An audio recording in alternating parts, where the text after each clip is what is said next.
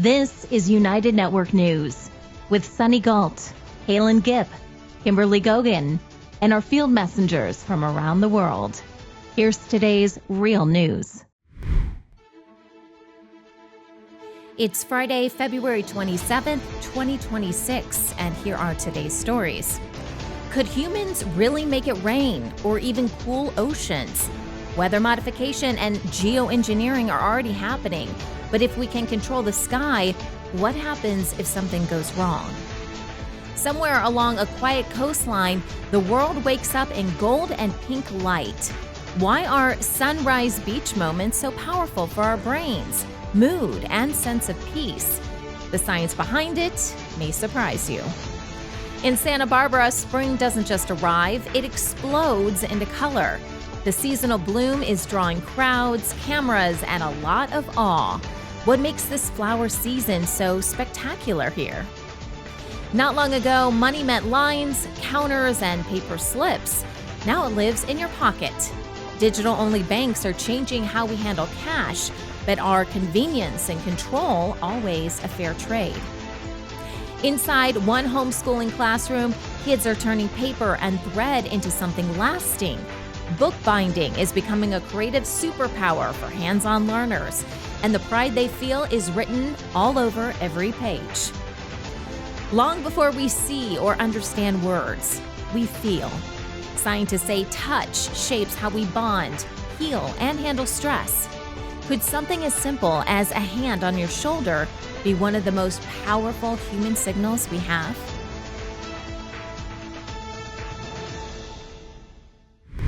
Making it rain in drought-hit areas, creating snow for ski resorts, or even cooling the Great Barrier Reef to protect coral. Sounds incredible, right?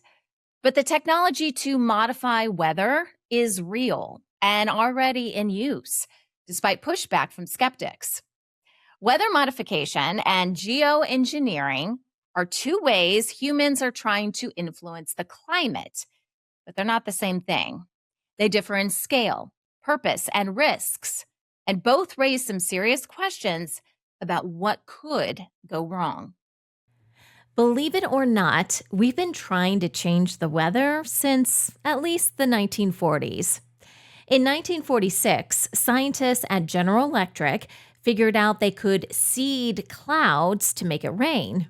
Today, according to international meteorological bodies and scientific reviews, more than 50 countries, including the US, China, India, and the UAE, are running programs to enhance rain, boost snowpack, and reduce hail damage. In the U.S., in at least 9 states, like California, Colorado, and Texas, they're running programs to boost water supplies. These programs mostly use silver iodide, or salt particles, to help clouds produce more rain or snow.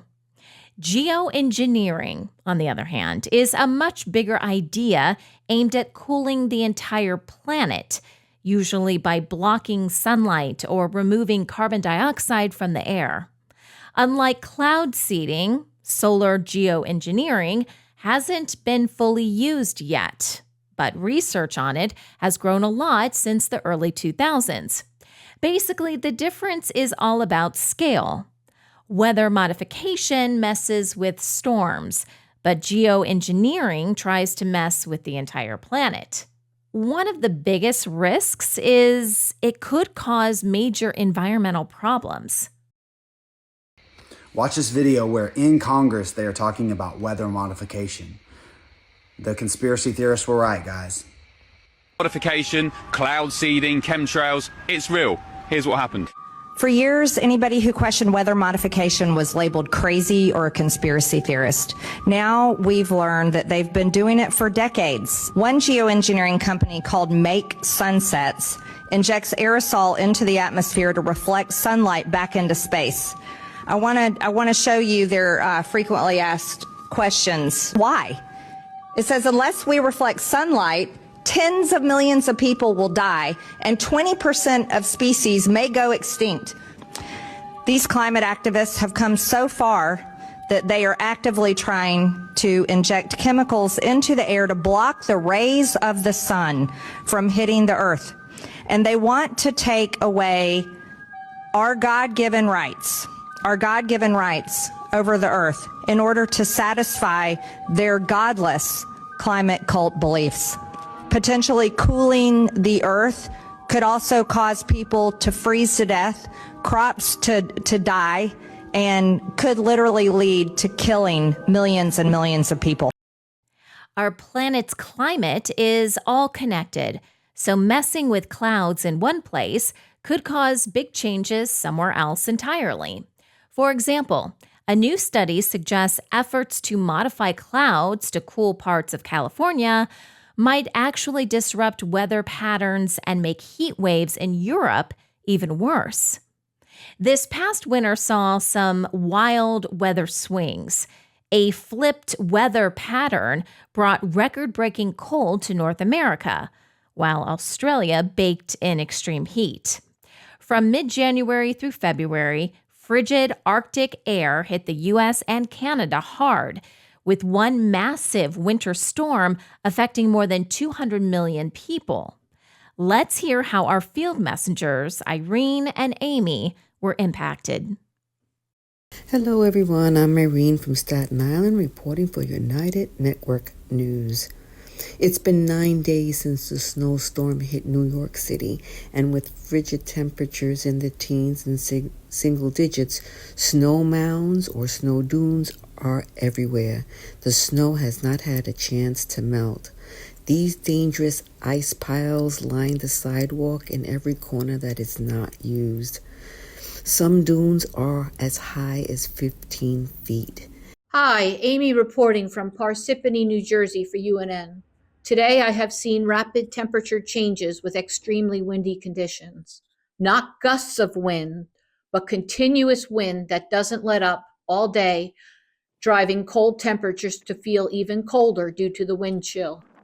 By 11 a.m., my weather device must have updated as it was in line now with the other two methods, showing a current temperature of 10 degrees Fahrenheit, but feels like negative 19 degrees due to the wind.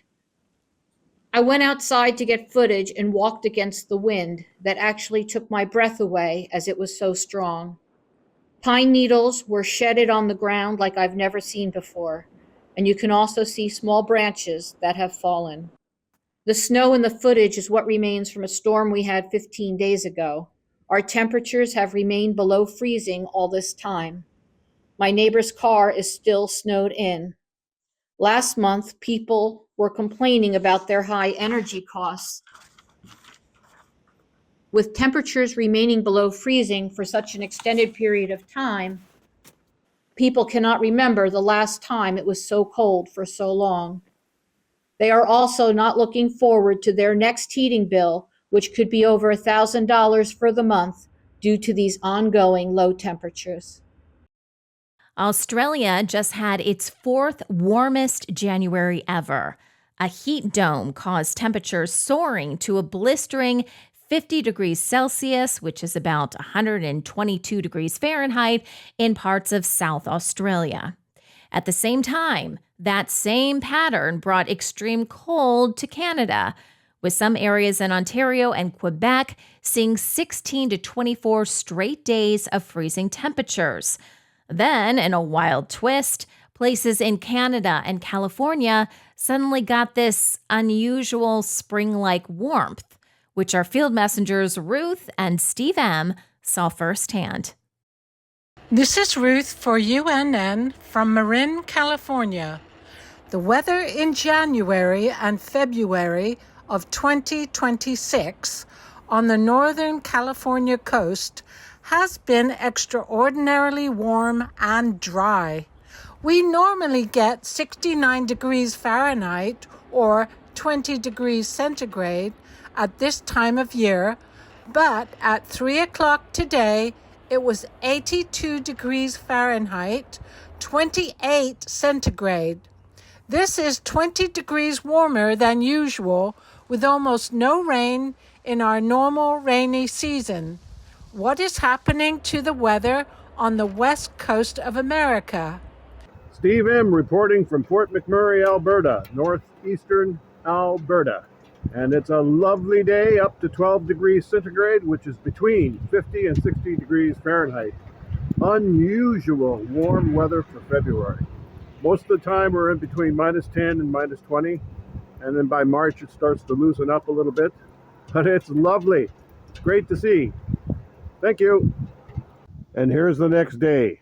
Minus 15, wind chill factor of minus 20 something Celsius, and ice on everything. Ice got on everything from the transition of rain. Steve M. reporting. But it's not just about wild temperature swings. There are also some very real health and environmental risks to consider. Spraying particles into the air to change the weather raises questions about the air we breathe and the water we drink, especially if it's done over and over again. Even a slight shift in rainfall can throw off farming, river levels, and even wildfire seasons. Plus, animals could have a tough time if their habitats change.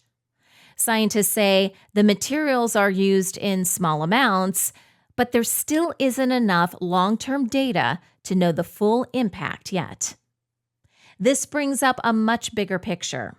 What happens if one country's actions do cause less rain, different storm patterns, or more heat waves than another? That could easily lead to international conflict. This isn't just a hypothetical either. We've actually seen weather used as a weapon before, during the Vietnam War, when the U.S. military ran a secret program called Project Popeye. They used cloud seeding to make a monsoon season last over the Ho Chi Minh Trail, trying to cause floods and mudslides to mess with enemy supply lines. And there have been many more examples since. It just goes to show you this kind of technology isn't always used for peaceful reasons. The whole debate around weather modification or geoengineering isn't just a science thing anymore. It's a political and ethical mess that affects all of us, especially since we never get a say in the decisions being made. It really makes you wonder, who gets to play God with the Earth's thermostat? And who's going to be left dealing with the consequences if it all goes sideways? A sunrise on the beach can be truly breathtaking. UNN Field Messenger Arlene shares her experience of walking along the shore and soaking in the morning light. Hello everyone, it's Arlene from the south coast of New South Wales in Australia. I thought I'd just take you on a morning walk that I've been undertaking for the last 2 months on one of our local beaches called Handkerchief Beach. And I try and get here at sunrise. Today I'm a little bit late, but here she is. She's come up over our island, which is called Montague Island, which is about 7 kilometres out to sea. It's a stunning morning. It's probably about a couple of kilometres walk over a rocky outcrop down there. I've been trying to get out here every morning at sunrise, get that early morning sun, which is just a stunning part of the day. It's about 17 degrees. Most mornings recently up until now have been between 21 and 24 degrees. The water's been about 23 degrees. This morning I think it might be 17.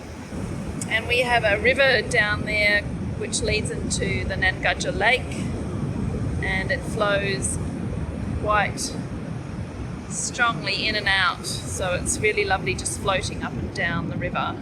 This is Arlene from the south coast of New South Wales, Australia, for UNN. Thank you for watching. In Santa Barbara, California, springtime bursts to life with breathtaking blooms that captivate all who visit. UNN Field Messenger Carolina showcases the stunning display of colorful flowers. Hi, I'm Caroline. I'm here to see the super blooms in Santa Barbara County. And there's a purple lupines, there's lots of flowers, there's the golden poppies, and it's really beautiful here. For all the rain we got, there's so many beautiful flowers. And I'm really excited to come here and see all these wonderful plants here. So, yeah.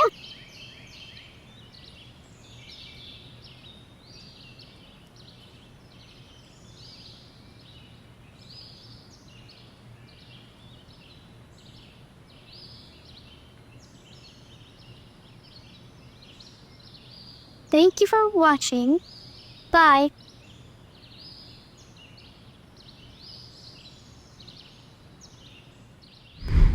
Amino acids play a vital role in maintaining your overall health and well-being. Not enough amino acids and protein daily can result in brain fog, hormone imbalances, digestive issues, cognitive function, lack of energy, lower immunity, decreased muscle strength, and much more. That's why we created our amino acid complex, packed with 21 free-form, easily digestible aminos that skip the breakdown and go straight to work energizing your mind and body. Used by athletes, vegans, and high performers. New Earth's amino acid complex helps your mind and body recover, rebuild, and renew daily. Subscribe now and optimize your life. Hi everyone, this is Leanne. And I'm Jerry. Coming to you from Tamworth, New South Wales. Hi there, this is Rick from Arizona. My name is Uchechukwu Obenebam from Igbo tribe, Nigeria. Hi, this is Scott from Utah. I'm Annette from Agassiz, British Columbia. Hi, I'm Marcus Surzet from Manipur State, India.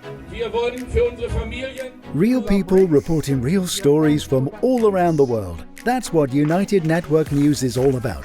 Can you clap? We had a huge flood, which some call the flood of the century. No fake news here. Our field messengers share personal experiences of what's really happening in their community. We got some nice fish right here. At UNN, you are the news. My family and I had a very good time. Take the next step. Become a UNN field messenger and share the real news with the world. In the northwest province of South Africa, I am United Network News. I am United Network News. I am United Network News. I am United Network News, and if it's going to be, it's up to me. It's going to be, it's up to me. If it is going to be, it's up to me. If it's going to be, it's up to me. If it's going to be, it's up to us. Field Messages, United Network News. See you next time. Not that long ago, if you needed to deal with money, you had to go somewhere to do it. You planned trips to the bank, waited in line, and handled everything face-to-face. Now, most of that happens on your phone in seconds. For a lot of people, digital-only banks are a much more convenient option. But like most big changes, there are both pros and cons people have to weigh when deciding if this kind of banking works for them. Digital-only banks, sometimes called online banks or neobanks, operate entirely through apps and websites without physical branch locations. You open accounts, deposit checks, move money, and talk to customer support digitally. The big difference is structural. Without branches or large in-person staff networks, operating costs drop significantly, which often lets them offer better rates and lower fees. There are currently more than 350 digital-only banks operating worldwide, serving hundreds of millions of customers. The sector is expanding rapidly, with some forecasts estimating annual growth rates of 45 to 50%, according to the research group Fortune Business Insights. Much of this growth is driven by smartphone accessibility, lower fees, and the appeal to younger and mobile-first consumers. The idea behind them was quite simple: eliminate the physical branches and pass on the savings to the customers. While having a bank inside an actual building is certainly nice, it turns out it's not necessary for the vast majority of day-to-day banking operations. You can open and close accounts and get loans completely electronically, as all the information is digital. These banks skimped on the expensive locations and also streamlined their services, only offering the most popular banking options, and as a result, they began to offer the highest rates in the business for CDs and money market accounts. Right away, however, they knew that trust of anything on the internet was still less than solid, and that they would need to have the same FDIC protection as the legacy banks for depositors to freely open accounts and leave their money with them. Truthfully though, they didn't have much of a choice. The Federal Depositor Insurance Act, signed way back in 1933, mandates that all banks have FDIC protection, and that extends from the real world to the online one as well. So to answer the question, are online banks safe? The answer is that while we can't speak to the financial strength and solvency of any particular online bank, we can unequivocally say that your deposits are protected in the same exact manner as you would have with a legacy brick-and-mortar bank that has physical locations. While digital-only banks offer convenience, they also come with some notable trade-offs for people.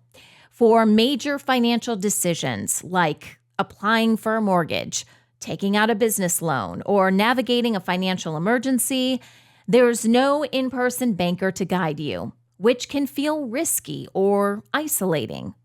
Handling cash can also be tricky. If you work in cash-heavy jobs or receive money from family or tips, depositing and accessing funds often requires extra steps. And finally, comfort with technology becomes a necessity.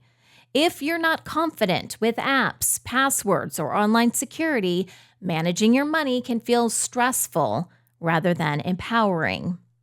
When your main point of contact is a computer algorithm instead of a real person, mistakes can and do happen. Digital-only banks like Monzo, which is based in the UK, have faced serious issues, including wrongly rejecting thousands of fraud complaints and closing accounts without explanation, leaving customers locked out of their money. Other common challenges include limited access to cash, lack of in-person support for those big financial decisions, and reliance on technology that can fail or feel confusing. The main issue that I've been seeing arising online is that people are having money taken from their accounts, and their accounts are being closed for no good reason. And to follow up with this, there seems to be a massive lack of customer support for those individuals, resulting in some of them being out potentially thousands of pounds. And this has caused them to be late for payments like rent, or even just feeding their families, which is terrible. And then again, in some cases, if the accounts are managed to get back to the customer, there actually appears to be money missing from the account. Now clearly, none of this is good enough if it's true. And if the banks are to blame, the customers should definitely be compensated accordingly, and they should at least be able to get through to good, useful customer support. Now all these situations are definitely terrible if they are true, but I'm just going to give my honest opinions, as I'm definitely a little bit skeptical about pretty much all of the stories that I've found online. The kind of headlines that they're using in these stories are particularly clickbaity, saying things like scammed out of money from Monzo, which obviously sets off alarm bells for many people, and without reading the article fully, it makes you think that the bank is at fault. But pretty much all the articles that I've read and found online, there almost always seems to be an element of third-party scamming, from what I can see. And this to me makes it seem very unclear what the facts are in each case. Now to me, being a bit sceptical, this just seems extremely unfortunate for those individuals. And I actually believe that mobile bank users are being specifically targeted by scammers, as they're seen as maybe an easy target. And I don't actually regard this as being an issue with Monzo itself and how they operate, if it's true and they are being targeted by scammers. I think it's more just the case of some unfortunate individuals falling for these scams and possibly not taking on the full responsibility and instead blaming the bank itself. For some people, digital banking feels like freedom. Less friction, fewer fees, more speed. For others, it can feel like being asked to navigate money alone with less guidance, fewer human conversations, and more self-reliance. Both experiences can be true at the same time. If you're curious but skeptical, the best approach is to test the waters with a small amount of money. Try out an account, explore the app, and see how it fits your habits. This way you can enjoy the convenience without taking on too much risk and decide if a digital-only bank works for you. UNN Field Messenger Kirsten visits a homeschooling class to see children learning how to bind books. This hands-on project sparks creativity and pride in their work.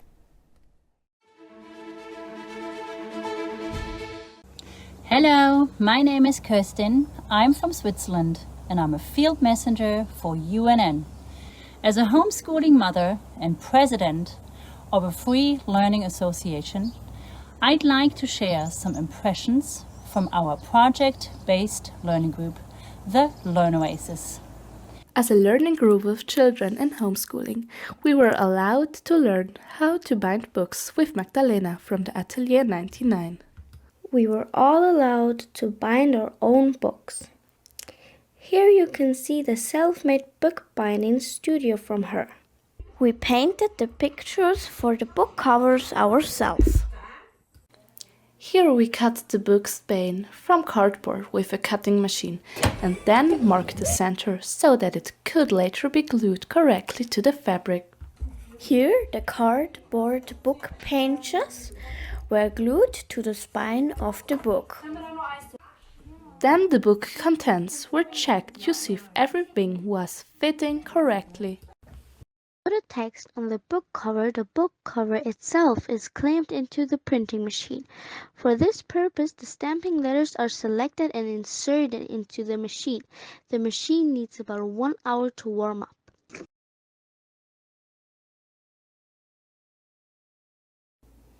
Here you can see all our books that we have produced ourselves, which are taken out after a few hours under a press. Thanks for watching. That was Kirsten reporting for UNN. Touch is such a powerful and often overlooked part of our growth. It's actually the first sense we develop in the womb. Even before babies can see clearly or understand what we're saying, they can feel. A simple touch, a gentle hand on the skin, can calm a racing heart, lower stress, and instantly say, "You're safe, you're loved," without needing any words at all. Touch is all about holding, cuddling, skin-to-skin contact, stroking, rocking, and just being physically close to someone. It triggers nerve endings in the skin, sending signals to the brain that release feel-good hormones like oxytocin, also called the bonding hormone, while lowering cortisol, the hormone that causes stress. Skin-to-skin care, often called kangaroo care, is especially powerful for premature infants. It has been shown to stabilize heart rate, breathing, and temperature, especially in premature babies. According to the World Health Organization, kangaroo mother care can reduce mortality in preterm infants by up to 40%. Studies published in journals such as Pediatrics show improvements in brain function, sleep regulation, and even IQ scores later in childhood. Touch plays a big role in boosting the nervous system and building a healthy brain.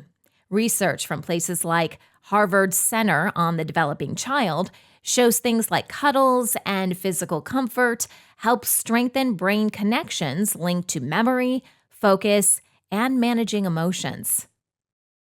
They will lock eyes with that mother's eyes. And in that body to body, eye to eye, she literally builds the right brain of that baby. A million synapses per second. Responding to that baby, she will build the right brain.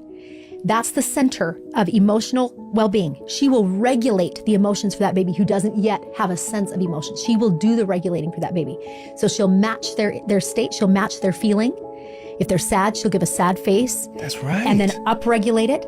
If the baby's happy, she'll upregulate it more. And she is regulating the emotions for that infant as they learn who they are, what feelings are, what meaning is, and lay the foundation for their sense of identity. So like for the first year and a half, that relationship is so powerful.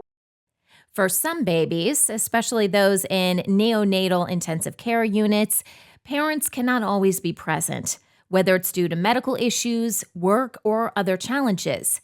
That's where volunteer baby cuddlers step in to help. Babies born early or with medical issues often spend weeks or even months in the hospital. Simply holding them gently can help steady their heart rate, improve their breathing, and reduce their stress. Research from groups like March of Dimes shows gentle, consistent soothing contact can help premature babies gain weight faster and spend less time in the hospital. That's why hospitals in places like the United States, Canada, the United Kingdom, and Australia have supervised infant cuddling programs. The volunteers in these programs don't provide any medical care. Instead, they simply hold, rock, and comfort babies while being supervised by nurses. If you want to become a volunteer, you'll need to be at least 18 or 21 years old, pass a background check, show your immunization records, and be able to commit to regular weekly shifts. Hi, good morning. How are you? This is my favorite part of my week. You can open your eyes if you want to, or you can keep napping. Your call. They rock and they hold babies and they give them all the love. What's going on? What's going on? It helps all the way around. Are we working on our smile? Because the parents can't be here with them all the time, and the nurses can't do this all the time. You are going to have a great head of hair. Look at all this. A lot of times they'll go and pick a couple books and they'll hold and rock the baby as well as read to the baby. Not being able to lean in and give little baby kisses, that's probably the hardest part. This is my second set of twins. They help our tiniest patients get the best start, and we're so very grateful to have them here. You look like a perfectly carved little precious moment. I feel like I'm really helping them get ready to go home. That's probably what I love the most. On the other hand, not getting enough touch can have some pretty serious effects. For babies, it can lead to developmental delays, trouble forming attachments, and higher anxiety. Studies have even shown that, in extreme cases, a lack of touch can be fatal for infants. In adults and older children, it's been linked to problems like depression, aggression, and eating disorders. Our world is more and more shaped by technology, and just holding a baby is still one of the most powerful things we can do. When caregivers are consistently warm and physically comforting, babies learn to trust the world around them. Something as simple as holding a child can make a difference that lasts a lifetime. UNN is changing the face of news. Join us for our weekly Field Messenger meetings and learn how you can make a difference. Visit unitednetwork.earth for more information. Thanks for watching.